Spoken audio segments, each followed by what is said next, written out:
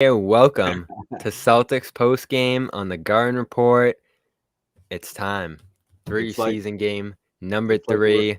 it's like we're doing the post game Garden Report. I like it. Yep. You started the same way. Starters to the bench at this point. No Smart, no Tatum, Horford. Brogdon sat this one. Your regulars took the night off here a couple nights after playing some steady minutes in that Raptors game. And now they'll get a week off, full week of practice before the last preseason game. And that's usually the one where it's more of like a full go, right? And Right, like a they'll tune-up. play their Yeah. opening night game plan that night against the Raptors in Montreal, which I'm still thinking about shooting up there for that game. But for now, we're at home.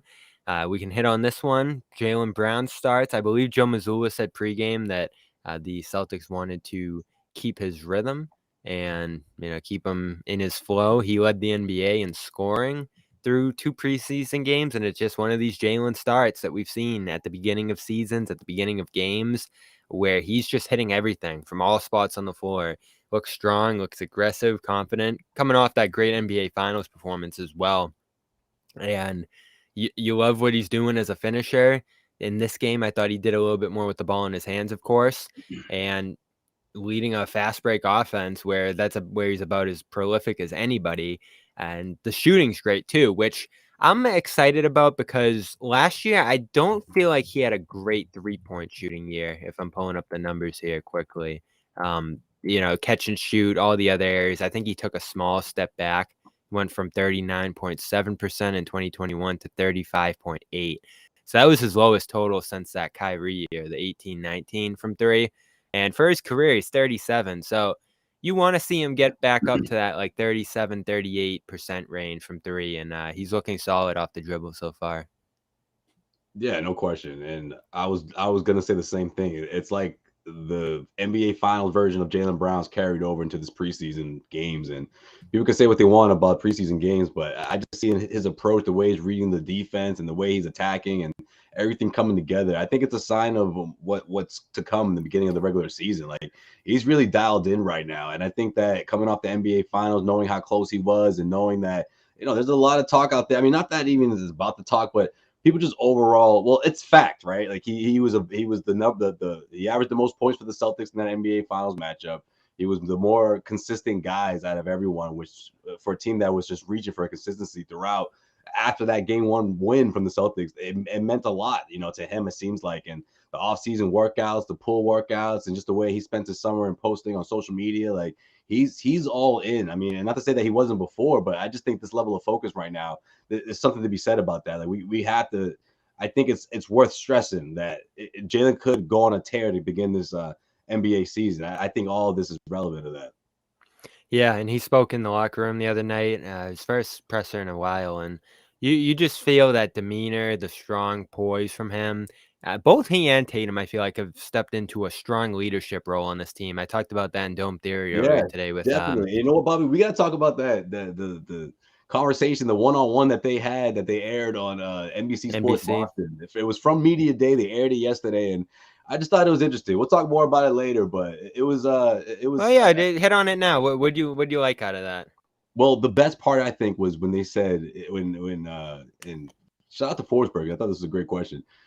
He said, "What's one thing that you like about the other guy? A trait that you appreciate or whatever. Something that's like not that's outside of what you do." And I thought it was interesting because Tatum talked about how, man, I like when Jaylen says he's going to do something, he does it. He'll say something in the huddle, he goes in and does it. Like he's determined, he's going to get it done. Like, I like that about him.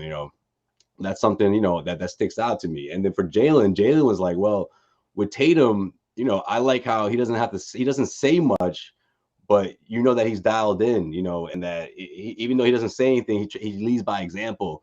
And then towards the end of it, he's like, but this year I'm gonna need you to say more.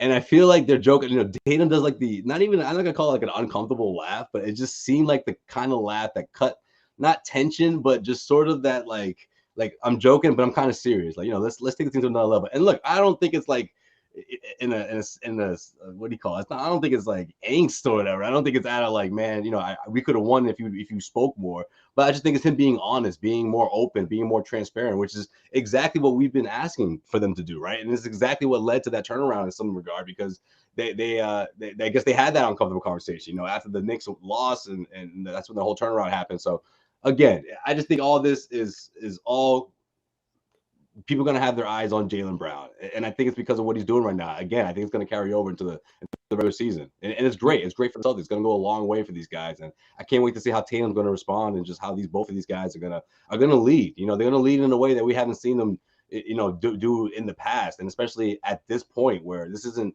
January, when they had to really, get things, when they picked up that momentum, when they got out of their bad ways.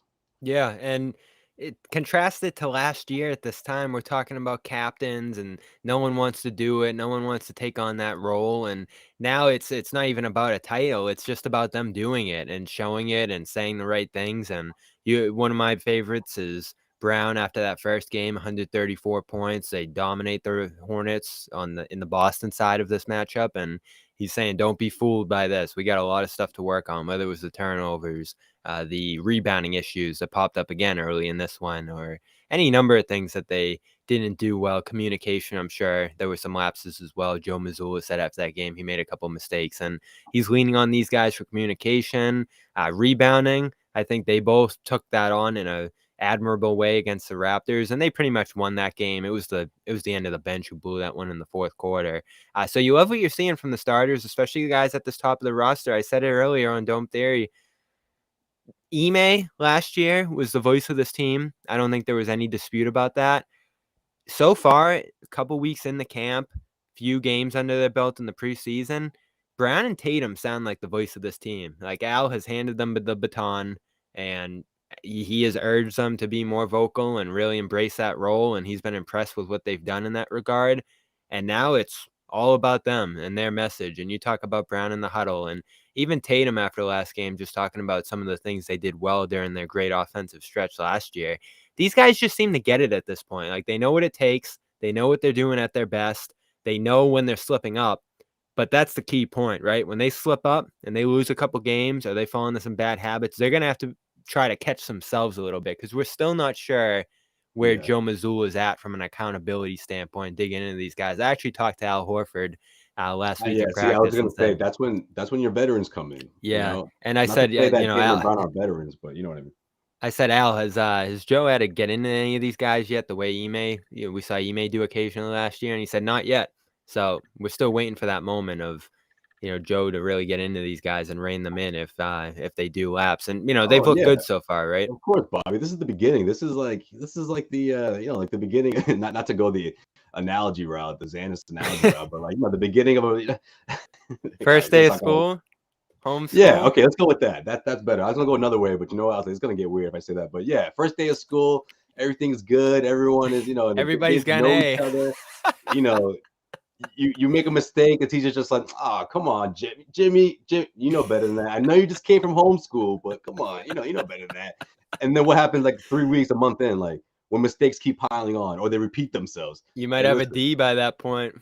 We got to cut this out, guys. Come on, I'm serious here. Like, he's gonna have that moment at some point throughout the season, because every head coach has it. So it's gonna be interesting. But right now, no, man, they're just trying to get out of the dark cloud of the Ime suspension and get to know that, get that continuity down, which is obviously there. I mean, you can tell just by the fact that this team has known each other for quite some time, and the pieces that this organization has added, that they meshed in perfectly. I mean, guys like Brogdon and even some of these younger guys, man. Like, we'll talk about it. We can talk about it right now, actually, if you want to. But Noah Vonleh and guys who are trying to make this team. I think some of that continuity and the way these guys are joking around and the closeness of this team. They went to dinner last night.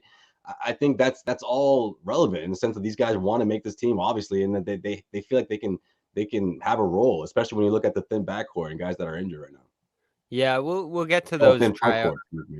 We'll get to those tryout guys. I'm not going to do the John. If John was doing the show, he'd be starting with Vonleh and working his way up to the top. Jaylen would go last. Look at that. I threw Jaylen to the front. But just to wrap, Jalen, 6 of 14, 19 points, 5 rebounds tonight, 2 assists, 2 turnovers. In the opening game against Charlotte, he had 8 of 11, 24 points, 5 rebounds, 1 assist. And then in the Toronto game, he had the 3 free throw misses, which I didn't love. But overall, 9 of 14, 23, 4 rebounds, and an assist. So the assist numbers low, focusing on finishing, focusing on scoring. I think that's a good area for him. It's number one option, Jalen. You know, it doesn't happen often. So he got to cook a little bit and focus on scoring, especially the way this thing started out. It was ugly.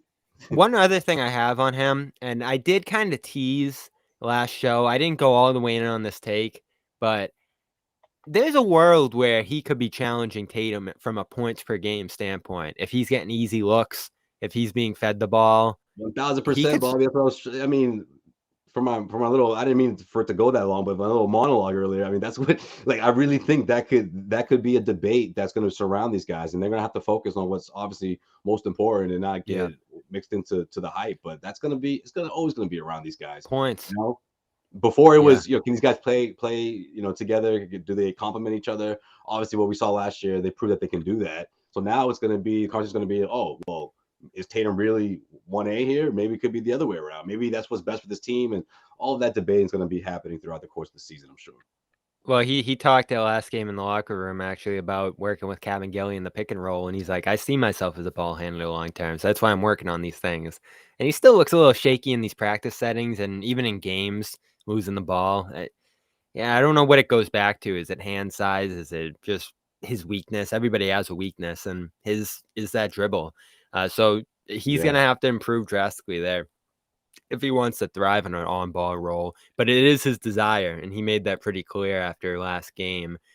Tatum, though, to his point, and this is the discussion, you talked about the finals and his role in general. He goes through some of these poor shooting nights, 0-7 last game. He works through a lot more pressure, right? And he has that ball handling, passing responsibility. He's got to be setting other guys up a lot of the time. So, like you said, what's more important, the winning? The winning formula might be Tatum racking up more assists and Brown racking up more points. And people start there, oh, who's better, Brown or Tatum, based off the scoring. But if each of them are playing their role within the offense, even if Brown's scoring more than Tatum, that doesn't necessarily mean that Brown's doing more than Tatum. And that's kind of the story of the finals too, right? Like he was freed up because they were blitzing Tatum.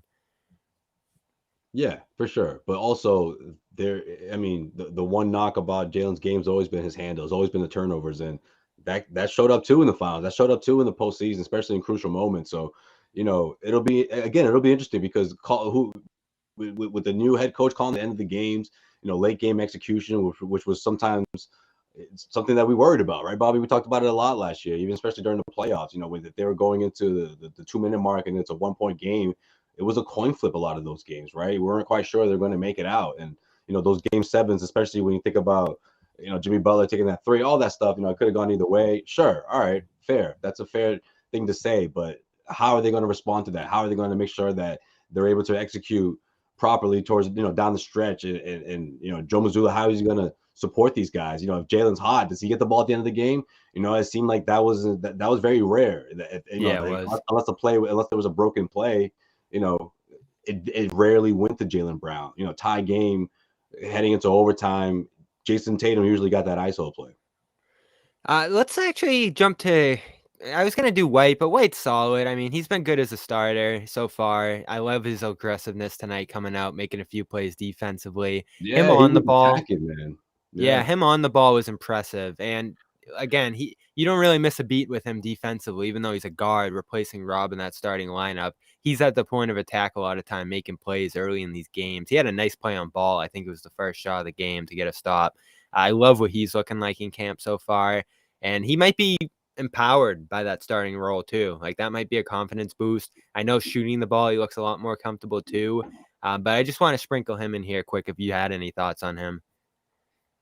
Yeah, I thought this was a good game for him to just, get a lot more touches, be aggressive on offense. But yeah, like you said, I mean, Wasn't it refreshing seeing him with the ball in his hands more? Yeah, absolutely. Absolutely. You want him to get as comfortable with that as possible because it was a tough transition for him for things that was going on off the court last season to, pregnant wife and having to move and then having to join this team that made this deep playoff run. And he did have sparks here and there, but you wanted to see more consistency for him. So I thought this is a good game for him to sort of boost his confidence and get him going in the right direction with one more preseason game left to go in a week. Yeah, I like his role too. Small ball, he can screen and all that. He Yeah, can be on the definitely. ball, Like off there's the a ball. role for him on this team. It's not one of those things where he's like, in a Peyton Pritchard situation where he could be on the cusp of being Yeah, an we were everyday debating player. that. We were saying, does Brogdon kind of knock White out of the fold a little bit? But no, he's actually Nah, starting on this team. So yeah, I don't think so. I think especially when you see what this group has been doing when they got the two guard lineups and the tweaking and everything, the mix and matching that Joe Mazzulla has been doing with Brogdon and Smart and White. I think he likes that, because all these guys can sort of hold their own in a sense of it being that the ball handler and the facilitator, whether you're coming off the bench or not, and they all give you that effort on the defensive end. So it's important to make sure that these guys get their minutes and put them in the right situations to succeed, obviously.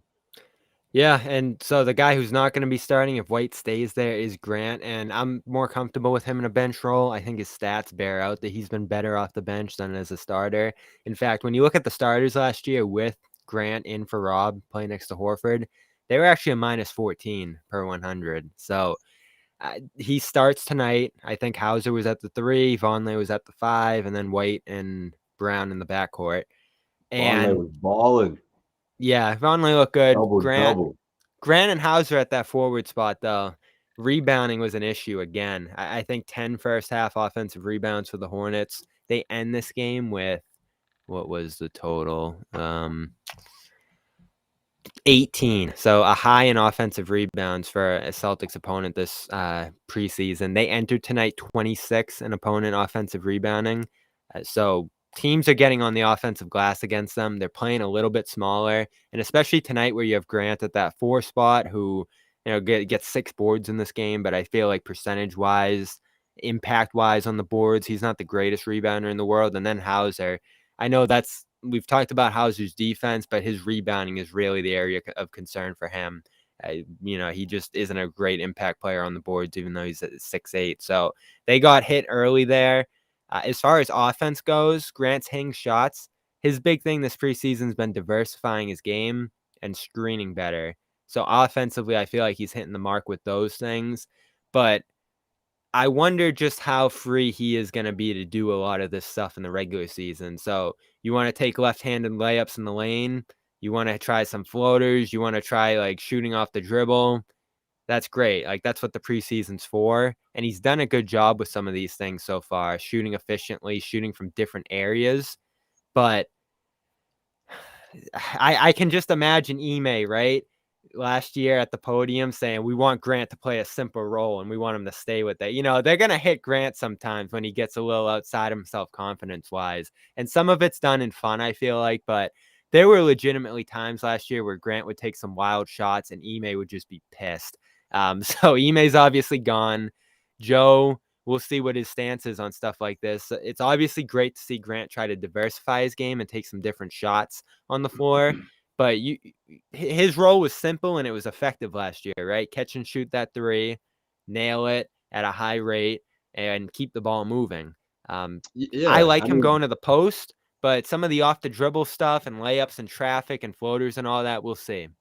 Yeah, I mean, that's the part he wants to add to his game this season. He talked about that at media day, and it's something that he's clearly trying to do because I think he realized that, and we saw that a lot throughout the postseason, especially in the NBA Finals, where like if he was ice cold from 3, he was really difficult to contribute to the offense, right? Like in terms of him trying to be productive and give you the double digits and points and be that offensive weapon coming off the bench. I mean, I found that I feel like he had a really tough time in trying to be productive offensively if that 3-point shot wasn't falling. So I think again, if you got you showing a place right now, Bobby, what's going on here? Just looking at a shot chart tonight. Shot so chart. this Oh, is kind of where he's kind of in that I floater thought mid-range you were about area to there. draw up a play. I thought this is like your clipboard. You're like, listen, I got this play. Got this play that these guys need to start running, man. Check it out. No, but Grant, I you like gotta that, do though. you gotta do the backline cut. Yeah, right. Yeah. This is what they're doing wrong, guys. No, but I like that Grant's trying to add parts to his offense because that's going to make him a better player. It's going to make him more productive, and it's honestly going to keep defenders.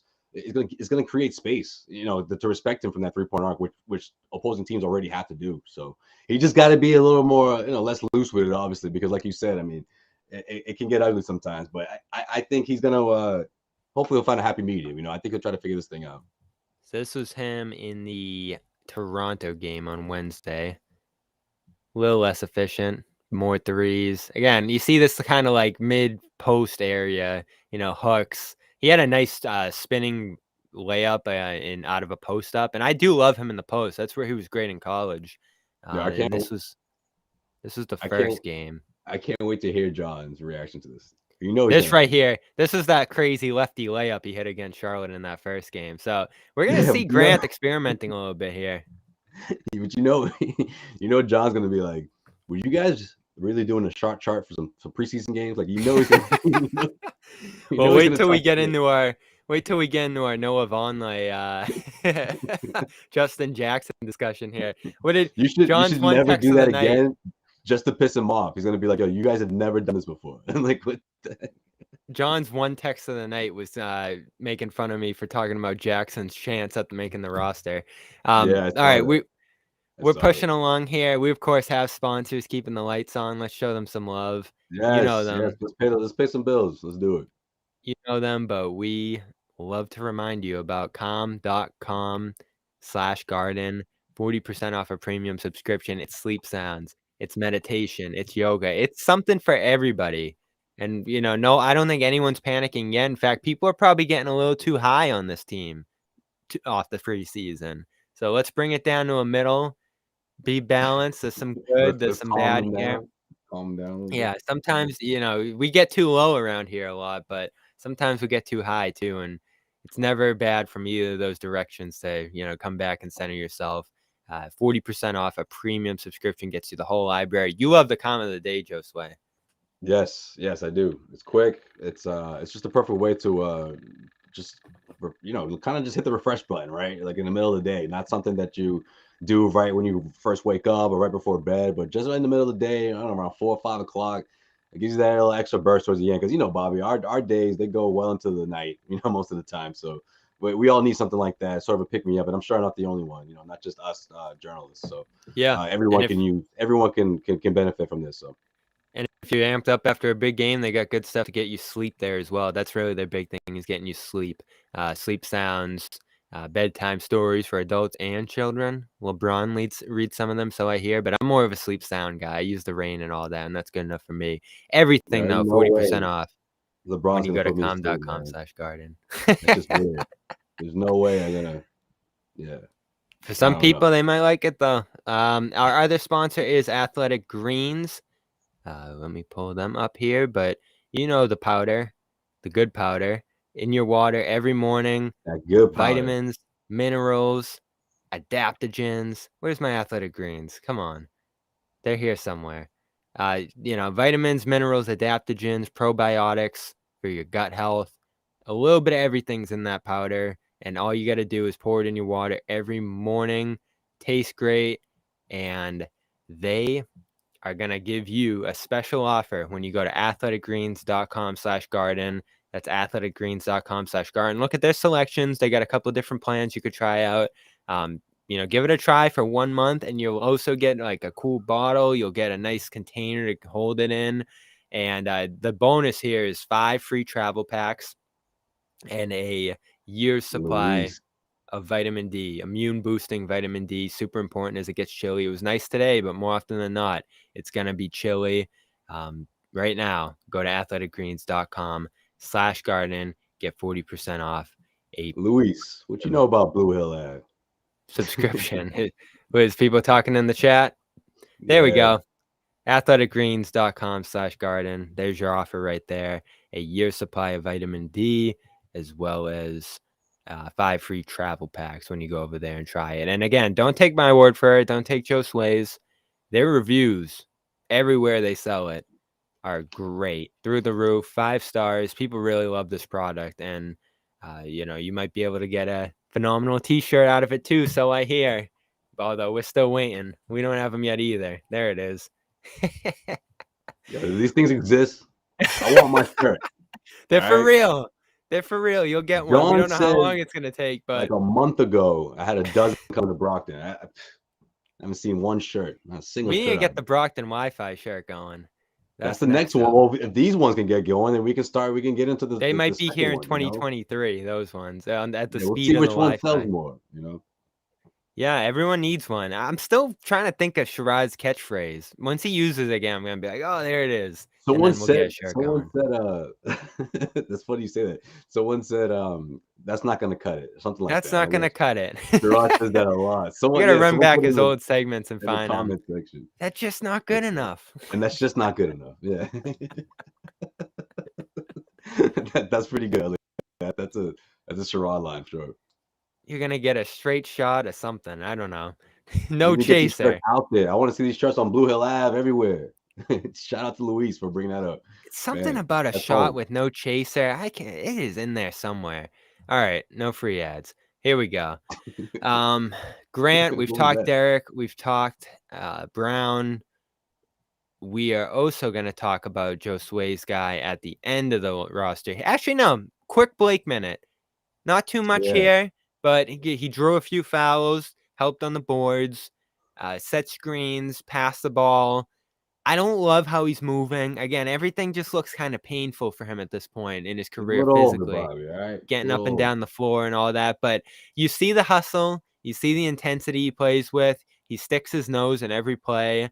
And this is probably a guy his teammates are going to appreciate having on the floor. This is way better than I expected from him tonight after he couldn't play in his first preseason game and didn't look great at the shoot-around I was at. So right here, I'm pleasantly surprised by the rebounding, the passing, and even getting to the free throw line. Right, exactly. I mean, a little bit of what the things that Joe Mazzulla's been talking about and what we can expect for him at this point in his career. I mean, we all know he's not jumping over Kias anymore, right? Like that stage of his career is over with, and right now you don't need him to do that. You don't need him to be one of those top guys. What you need him to do is help spread the floor by being a 3-point threat. He was a little ice cold to start, but he did knock down one, especially that dribble, the step move and dribble. They talk about it a lot. Sean Grady was talking about it a lot. And yeah, I mean, like that's part of his game that he can give you that.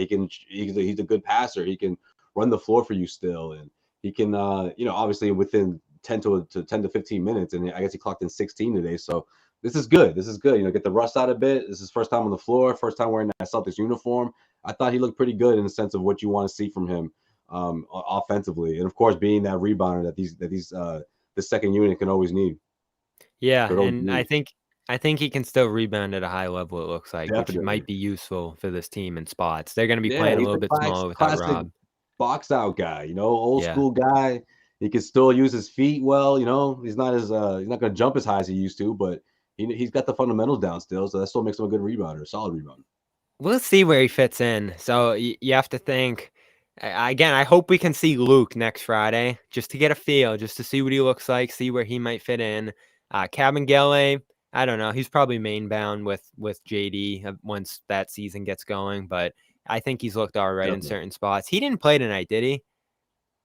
I didn't see him. I don't think he Did he? did. So No, he didn't. No. Vonleh ends up catching most of the minutes.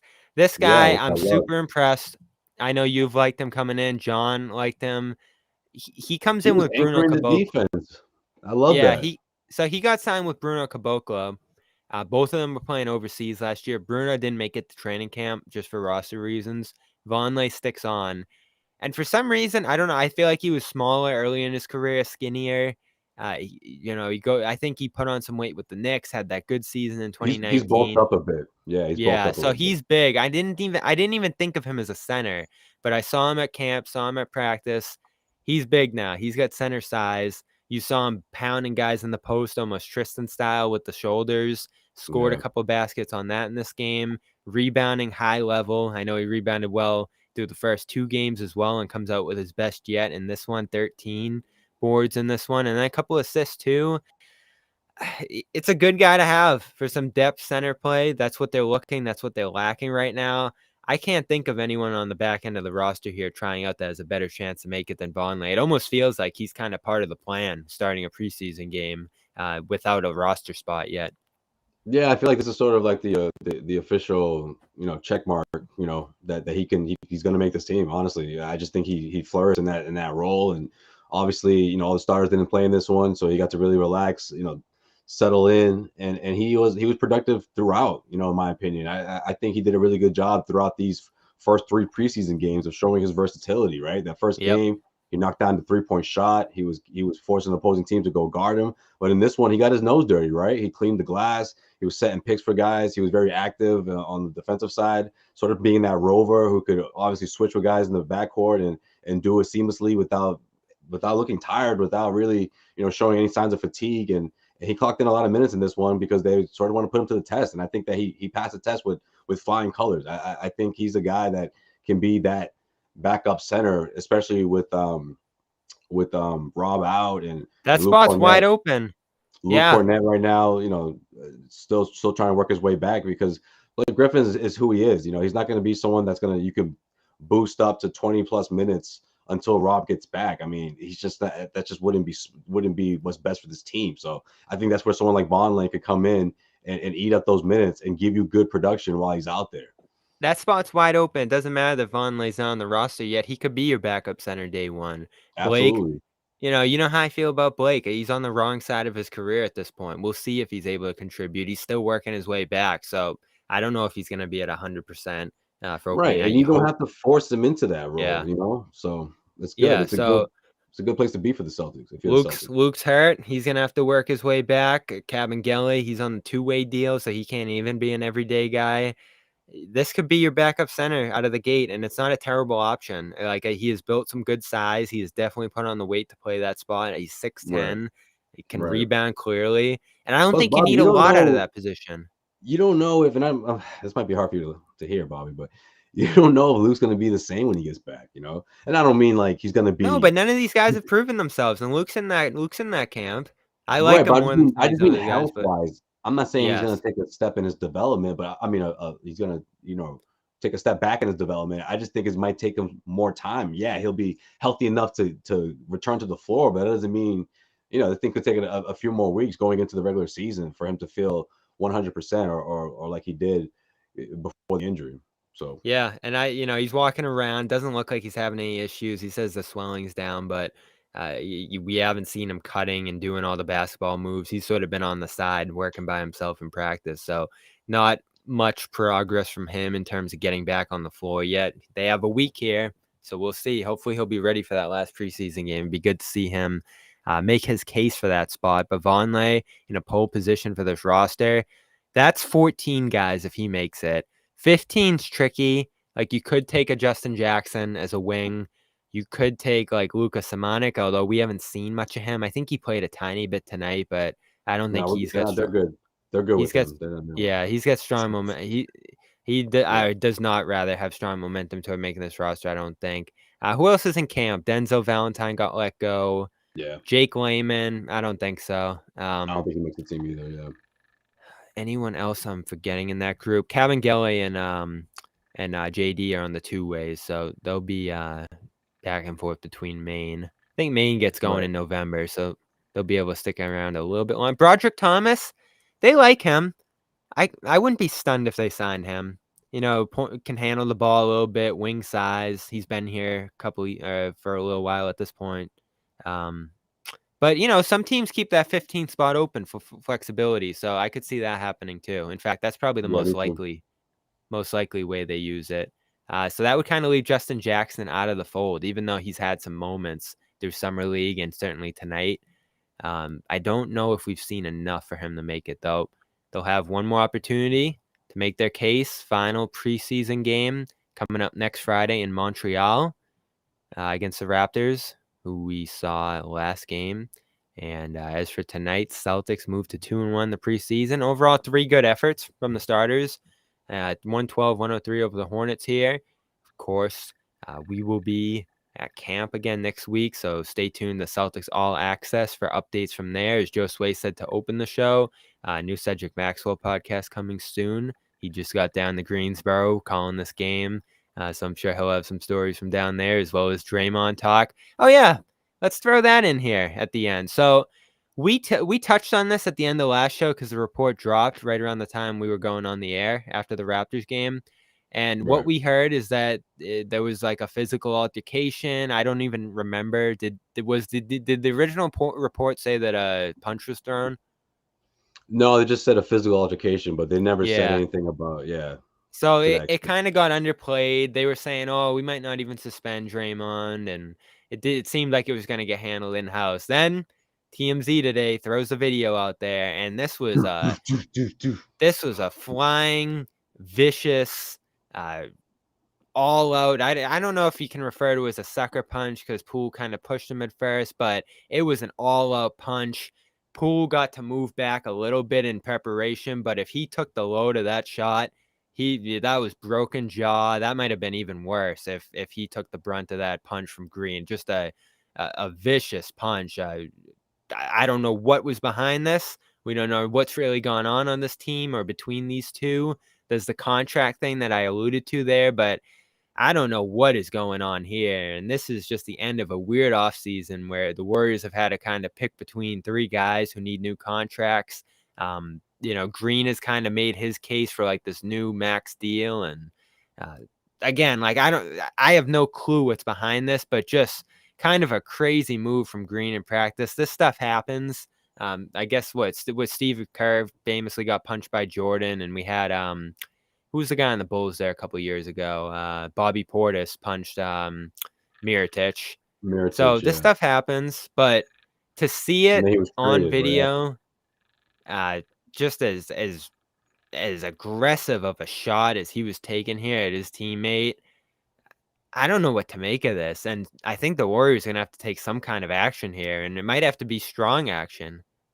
Yeah, I think so. I think you have to because this thing is out there now. Everyone has seen it, and no one knows the context of it. No one knows what was said, but obviously it doesn't look good, especially for Draymond Green, because it just seemed like it wasn't a whole lot of pushing back and forth before he punched him, right in the face. It seemed like very quick, but the whole contract thing, I feel like I don't. Maybe that doesn't help their relationship, but from reports and from the past and from things that I'm hearing, these guys weren't always the closest of friends, so no one knows what the history of these two, but obviously whatever was said, that was the breaking point. And look, whatever Poole said, I don't think it's hard to justify warranting that sort of punishment. And especially everyone's going to point at Draymond and say, look, you're a veteran in this league, you've been here long enough. Jordan Poole hasn't been here for that long, he's much younger, and people are now talking about the size difference and for but again, we don't know what was said, we don't know the context of it, but it just doesn't look good because on camera it just looks like Green snapped, and it looks like he And had an agenda from the beginning. I mean, it looked like he was pacing yeah, it as if he was like, just if he just touches me, I'm gonna do this. It just seemed yeah. premeditated. But again, we don't know that. We don't know if it could have if something that was said triggered it. But again, from the outside looking in, it just doesn't look good for Draymond. And this whole past couple months here where we've gotten a longer look at Draymond and he's made himself more vocal on the podcast, and we certainly got to see him kind of upfront and personal at the finals, whether it was him jarring back and forth with Max and Peyton, his podcast talk, and his spat with Brown. And I get the antics. Like, he's trying to get into people's heads. There's some mental games at play here. He Yeah. crosses lines at times to try to, I think, raise people up and get his team going and stuff like that. But Yeah, this I was mean, this is a clearly guy who beyond got that. that's a good point, actually, Bobby. This is a guy who got mad at Gary Payton because Gary was like, yeah, if you did some stuff like that when we were playing, somebody would have knocked you out, and him and Is this him showing he could knock someone out too? I mean, this is no, this is him. crazy. No, this is from what I took from it. From obviously I was right there. He's like, your son plays for me. Like, why would you say something like that about me, or why would you agree with him? You're supposed to agree with me. And it's just like, well, hold on a second, man. Like, I'm having a conversation with Cedric Maxwell. Like, I'm not a commentator. I'm not trying, or whatever the case may be. He's like, look, I'm having an honest conversation, and you know the whole thing about what would have happened back then and all that stuff, and it just it feeds into the narrative that sometimes Draymond can draw the line. Sometimes he can, take things to an extreme level where he doesn't always get the consequences that he would receive, I guess, according to Gary and Max, back in the 90s or back in the 80s. Yeah, and there's a benefit of the doubt given to him because of the winning and because of the success he's built defensively. His intensity out there Yeah, is, but there's also the other side of that, right, Bobby? You know, some people could say that would argue Draymond is the reason why the Warriors blew a 3-1 lead against the Cavaliers in yeah. So 2015. that's my point. Like, He got himself suspended. He was in that this was the Draymond kicking people between the legs era. Like, you remember that? Like, it was like he did it like 2 times or 3 times throughout the regular season, and then with everything on the line in the finals, he did it again. And the NBA came down hard, gave him a 1-game suspension. That obviously was a loss for the Warriors leading into Game 7, and the rest is history. You know what happened? The Cavs went on to win. it's a great A lot of point. people say if they had him in that game, the Warriors come out of that series. They win. Yeah, and like I just can't listen to him carry on about how important he is in all this, and talking like he's the reason they won the finals last year. I mean, he was dreadful through the start of that series, and he picked it up at the end when they were sort of getting on their roll. He had that great closer in Boston, but by that point, like his teammates had already done the hard work. Curry carrying them through Game 4, Clay hitting some big shots here or there. Wiggins certainly, I thought, had a Finals MVP Yeah, you case know in what his it own was, right. Bobby? He was the goon. He Yes. was the goon. So He got guys riled up. He played head games with guys like Grant Williams, and And you know, I got don't them I out of the don't like game. it because he's one of the few guys that's allowed to play like that. There are certain people, it's almost expected out of him on the floor. Like, he's gonna get called that way, and he's gonna get Yeah, the benefit of the doubt because they're expecting him to act that way, where if Tatum slams a ball, he's gonna get teed up. tech. And I Yeah. still think he should have been ejected from that game too, for getting in that tie-up with Brown after he had already picked up a first Yeah, I tech. still don't think so, honestly. But I think if anything, he should have just fouled out. Like the referees just swallowed the whistle so many damn times that it was like this dude has earned like 9 fouls, by the end of the game. And that to me was on the NBA. But I hear what you're saying though, because you want, and of course a lot of people want to see him receive consequences for the way he's been playing, for the dirty play and for the borderline dirty, wherever you fall in the conversation. But The I way he bet talks most to the people would agree refs. that those are fouls, Yeah. whether you say it's chippy or not, or unsportsmanlike or whatever you want to say, it's a foul, and a lot of those fouls weren't called. So that's how I feel about Draymond. I do like that he speaks his mind and, he puts himself out there. But again, I feel like there's a lot of, uh, talking out of both sides of his mouth and flip flopping on things and just, hypocrisy at times. Like, you had the thing on there when he was getting upset about Boston fans using profanity, and Clay was too. And then Yeah, Green earlier in the your playoffs kid's was gonna like see this too, Draymond. No, throwing that's not big fair. middle fingers to the crowd in Memphis as he was getting That's not ejected. fair. But But you whatever. know what I mean. Here's my thing. You could say right now, trade him, get rid of him. He's going to be gone after the season anyway. But they have a pretty good squad here, and I think they should almost be considered championship favorites. You win the championship, you bring most of your core back. I think you deserve that consideration. And you're going to be a worse team if you trade Draymond now. Like, you're not getting equal value back for him on the last year of his deal at this age. So is there going to be some animosity here? Yeah. Like, is the room going to be a weird place? Yeah, but that happens. You have teammates who don't love each Yeah, other. We talked about this with Tatum and Brown. Like, you don't need to be best friends with your teammates to win.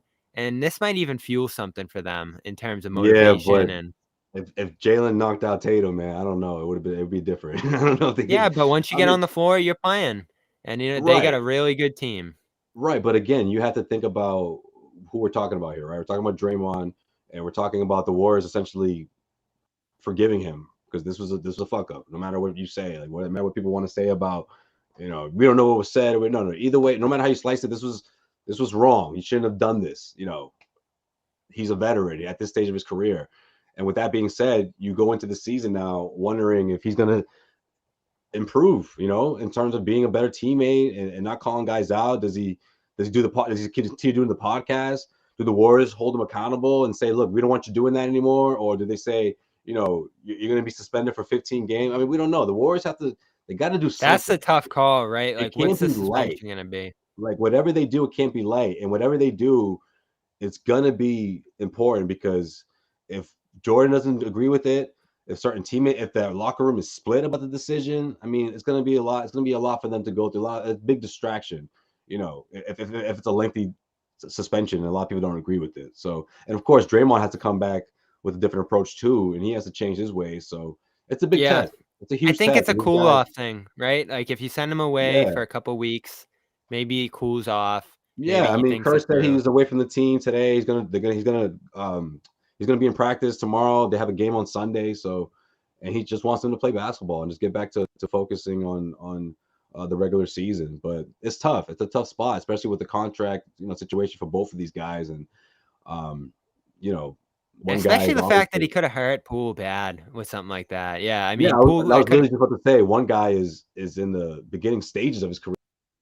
Some people would say, and this isn't good for his development. Obviously, right? It's just a lot for him to take in, and for everyone to just watch this video over and over again, millions of views across the U.S. and he's got to deal with that. So it's tough. Yeah, and the video gets out there. Maybe that wasn't the case in the past, but that's the world now, Someone and got the bag from TMZ, man. that's the truth. Like the truth is out there now. What actually happened, and they're gonna have to deal with that. Now, Poole, you got to keep him.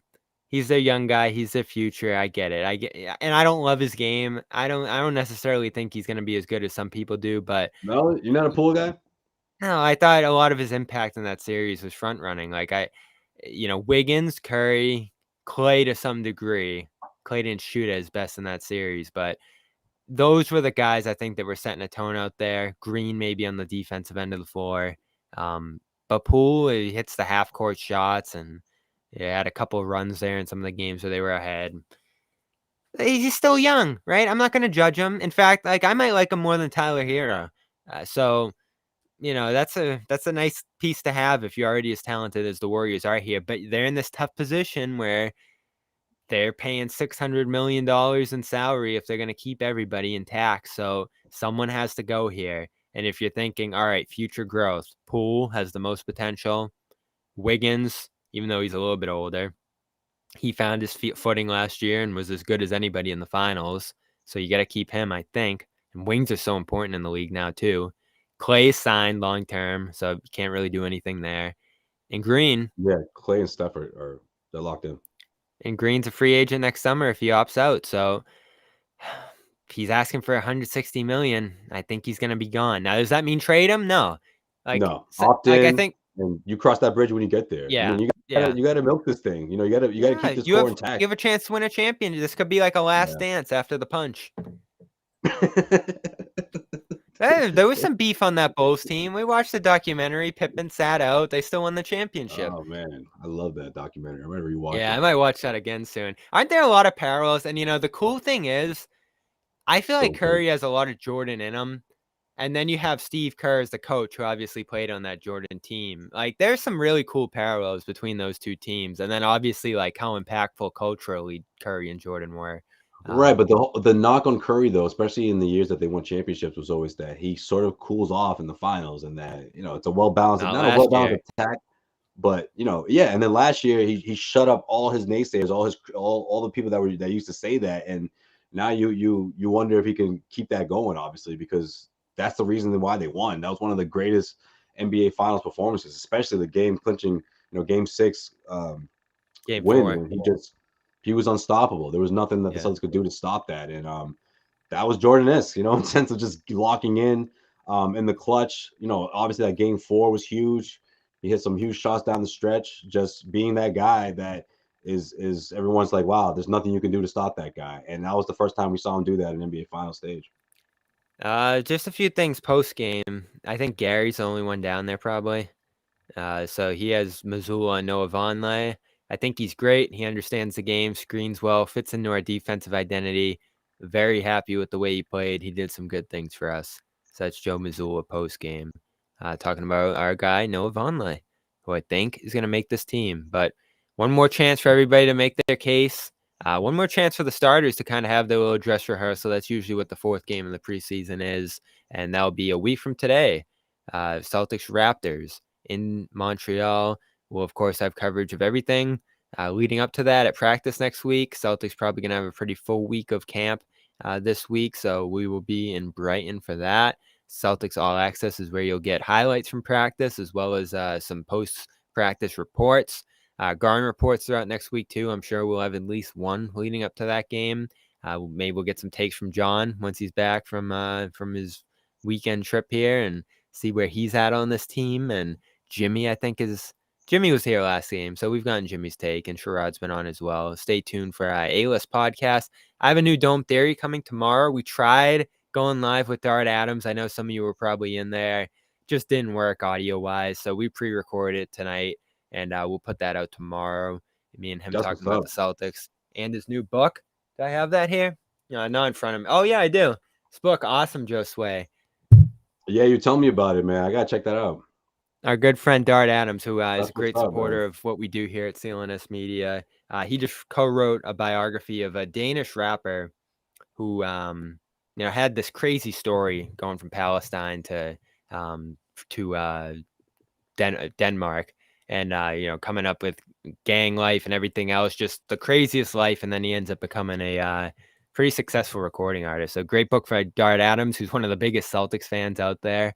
And appreciate chatting with him on Dome Theory. So check out that tomorrow. Josue's got Causeway Street, Cedric Maxwell, as we said, and of course here on the Garden Report with Jimmy John. And the other thing is go over to episode 300. You don't want to miss it. It's coming soon.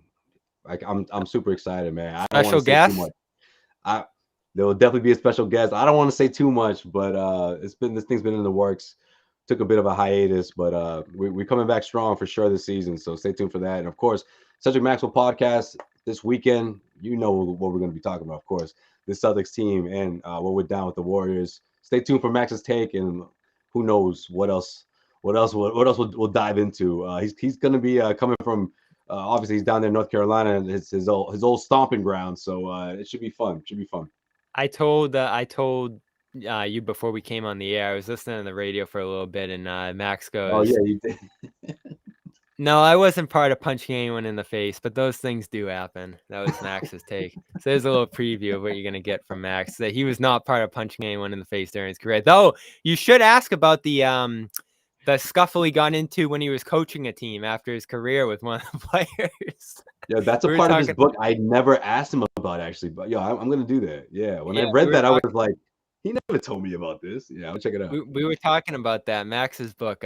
What's the name of his book? I forget the name of it, but Max has his own. There it is. Yeah, if these walls could talk. Celtics sideline, locker room, and press box.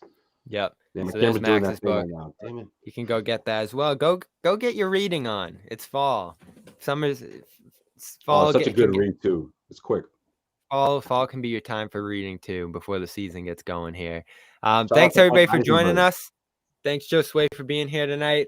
We love the preseason. John, he'll be back for opening night. He's ready to go for the real games. I know everybody's missing him. So that's our show for tonight. One more note, please go subscribe to the podcast version of the Garden Report, especially on iTunes. Go over there, review it. Hook us up. Yeah, that helps us out a lot. And yeah, there it is. You can do a QR code on that and take you right to iTunes where you can leave a rate and review. That's super important for the show. Help us out on the podcast side. If you can't listen to us one night after a game, you can go and listen to it in the car in the morning while you're driving to work or whatever.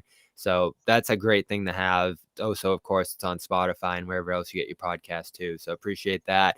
Appreciate you all being here, chatting post-game. We'll be back next Friday, as I said. You guys are real ones. With Raptors Celtics. All right. These are A1 fans right here. There we go. Appreciate y'all. Yep, no doubt. See you guys soon.